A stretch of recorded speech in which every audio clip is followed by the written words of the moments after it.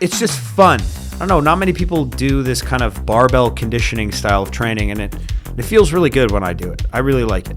I don't know how long I was working for that set. I haven't done this in a while. I thought I would be stronger than this, but apparently not. So I'm in just a bit of a mood right now. It's one of those times where you think, okay, I'm gonna go to the gym and absolutely kill myself. It's not really a smart thing to do, technically. Like, if we look at a program, you should obviously be following a program, have your hard and easy days. I've gotten back from the Arnold, kind of settled back into my routine, and I woke up today feeling a little off, but really feeling like I need to go hard as fuck in the gym. But I'm not gonna be in the gym. I'm just gonna be right here in my garage and on my driveway. I'm gonna do this complex that I call the Telander T-spine complex. It should be pretty fun. I'm gonna see how far I can push that. I don't really have too high of expectations. And then I wanna back squat really, really hard. I just wanna go as hard as I can on the back squats. So it's gonna be really interesting.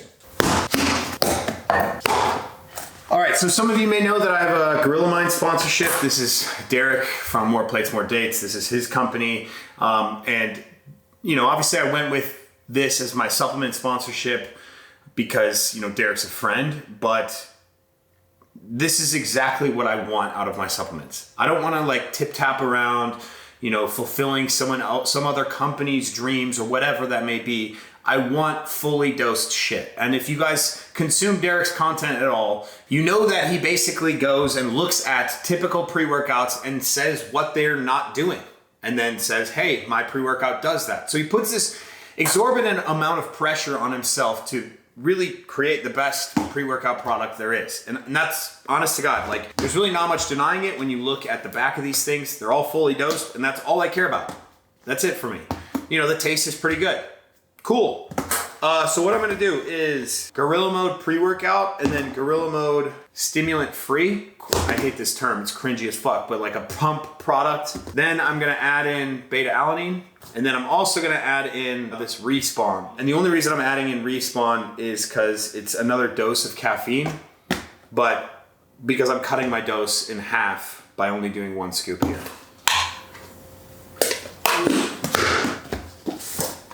So when I finish that scoop, that's all the caffeine that I'm taking. 125 in this, 175 in that. Beta alanine, because I like when my butthole tickles. There's that.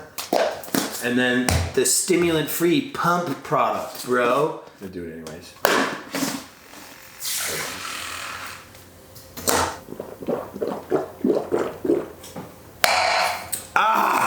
Let's go train. All right, y'all, before I get to the training session on the driveway, got to get the car out of the way, bring the plates out. But, I wanted to get on the move pretty quickly here. So just to really loosen up my hips, I do what's called a 5-minute squat. This is something that I've talked about before on this channel, and it has been probably the biggest difference maker in my mobility, at least in my bottom half. If you cannot do this, I highly suggest working towards it. I have a video called the 5-minute, or the easiest squat routine ever, I think is what it's called, or 5-minute, whatever. Alex is going to put it up here. Check that out. But it's something that has made a world of difference in just proficiency and just confidence in doing things that are with my legs. Not even just squatting low. It's helped me with my lunges, with my RDLs, my deadlifts, and I can almost guarantee you your proficiency in the movements like squats, lunges, RDLs, etc. will go up. And if you get more proficient, you'll likely get stronger. You're going to have more quality reps, and you'll be able to add more weight on your squats and get stronger and bigger legs. So I highly suggest this. Holy hell. I don't all the time. I don't like to do movement style warm-ups off of the barbell. This is like me, doing some lunges. This is more of a general warm-up, even though I have a barbell in my hand. And what I'm doing here is warming up my T-spine as I move into what's called a clean grip snatch. This is a much more difficult movement than a snatch because my hands are in narrower and, it's harder to have that upright chest when your hands are in narrow like that. So it puts a lot of focus on the T-spine. The things that I'm thinking of when I do this movement is just really aggressive with my arms and my elbows, really trying to snap my arms locked. And that's really it as far as that movement goes. My hips are higher because my hands are in narrower. And then that's an adjustment that I have to make. But this is just a drill. This is something that prepares me for the movements to come. And it's just, something fun to do. I think I missed this. I'm pretty sure I missed this. Yeah. And then I looked at the camera. I'm like, oh, I can get that. That's easy. I'm going to get that. Silly miss. And then I get it right here. You can just see like the flow of the movement is different, right? Okay, so now this is what I've coined the Telander T-spine complex. A Zercher deadlift, a Zercher squat, then we drop the bar, snatch, plus overhead squat, and then clean, plus front squat. And then here's where that T-spine really needs work. The squat jerk, the dreaded squat jerk. Now this, guys, is a drill. It's a workout. It's just fun. But it's something for me. It's like, okay, well, maybe I might not be able to snatch a lot today, but I can do a lot of volume like this. And I don't know, not many people do this kind of barbell conditioning style of training, and it feels really good when I do it. I really like it. This was just a beautiful day in Austin. It was like 70 degrees Fahrenheit, light breeze, out on the driveway. Does not get better than that. And then here we go into the clean and front squat and then squat jerk. You guys should definitely try this movement if you can. Again, it doesn't really fit into a program, but a lot of stuff I do doesn't necessarily fit into a program. I'm just trying to shake off the rust and just work hard. It's fun, so give it a go.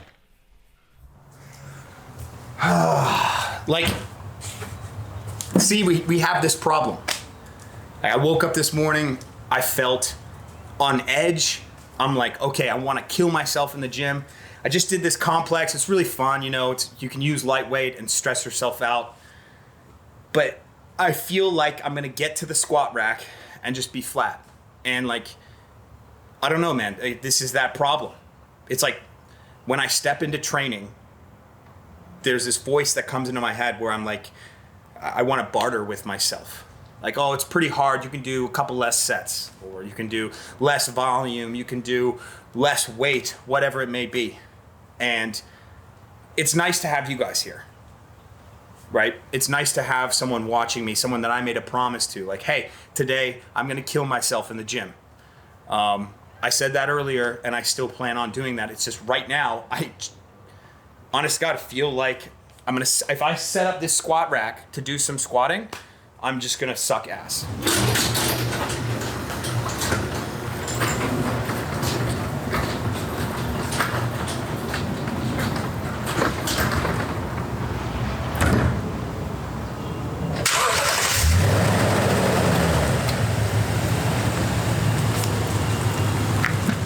All right, so here we are at the CrossFit gym, changing up the environment.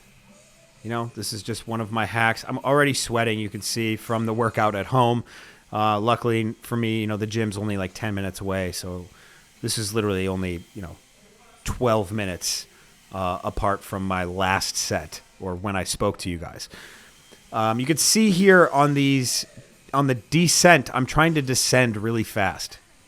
And what I found is, for me, on these, lighter sets, they can really wake up, my central nervous system to squat heavy.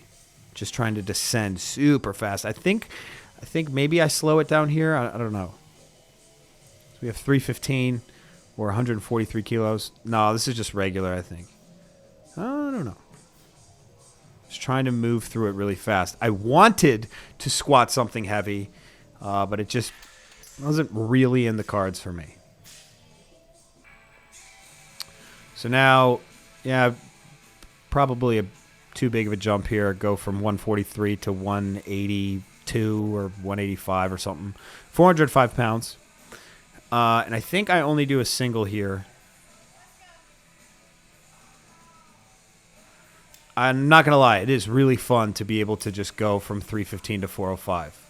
That is something that I never thought I would be able to do 4 or 5 years ago. But once you squat 400 enough times, it's one of those things. I think the next one I do is 425, which is like 190 something. I'm bad at the conversions from pounds to kilos. Usually I just squat in kilos and then I know. But alas, we are in a CrossFit gym. Good environment in this gym. It's called CrossFit Jakarhu. A weird name. You can see it on the wall back there. That one was a little bit slow. And then 440, which is an easy one. That's 200 kilos. I haven't done this in a while. I thought I would be stronger than this, but apparently not. So I had a feeling that if this moved slow, I'm going to go right into my drop sets. I was like, this is how angry I was, guys, that I wanted to do volume and how hard I wanted to work. And you'll see how big this drop set is here. So 440. Then we're going to take these plates off. I think you guys know where I'm going here.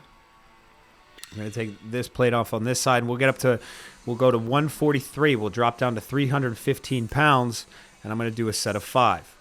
No breaks. The only break right now I have is just me changing the plates. Hands on the bar, get right underneath it, and let's go. So maybe I'm not able to squat as much weight as I'm capable of, but I'm going to go hard today. And I love doing stuff like this because you can accrue volume. I don't know. It's like a weird way of kind of doing CrossFit, if you will. It's like the complex that I did on my driveway. It's a similar feeling. It's like you're working for like a minute and a half, 2 minutes. You're out of breath, but your legs are super pumped up. Like it's a cool thing to do. I don't think many people are training like this when they're definitely capable of it. If you're getting tired of just beating yourself down with heavy weights, like this is a great adjustment to make. I think high volume sets are pretty awesome. I don't understand why people don't like them, because for me they just blow up my legs. They make them feel nice and big and juicy. So I don't know why you would want to go away from that. Now we're going to do 225 pounds for 10 reps. And we can fast forward to the final rep there. And then we go down to 135 for 20 reps. I don't know how long I was working for that set, but when I finished up, felt good. I was sweating. I mean, you could see on my shirt, guys, I'm sweating. I'm working. And I think a lot of times when we get into this mindset of strength training, we don't get this like metabolic effect. I'm out of breath after that set, you know? So I was like, not done. I'm not done with you yet, legs. So I did 14 reps each leg in this goblet style lunge. So this is 55 pounds, not very heavy. I did 14 reps each leg. I went down, and then, as you can see, I went back. This is my friend Sarah. She's a pretty good Olympic weightlifter. And then I went up to 65 pounds, and I did 10 each leg. And then I went up to 85 pounds, and I did 8 each leg.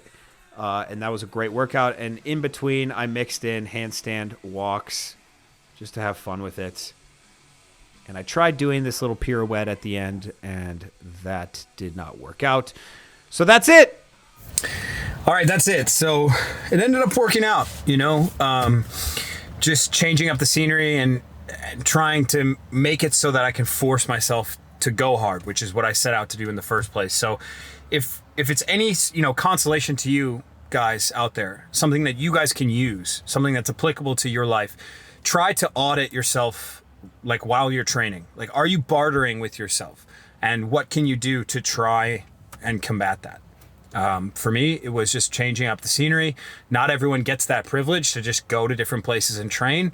But, it could work out in different ways for you guys. I appreciate you guys watching as always. This is what it's all about. Just training. That's the foundation of this channel. And sometimes I gotta just get right back to it. So see you guys.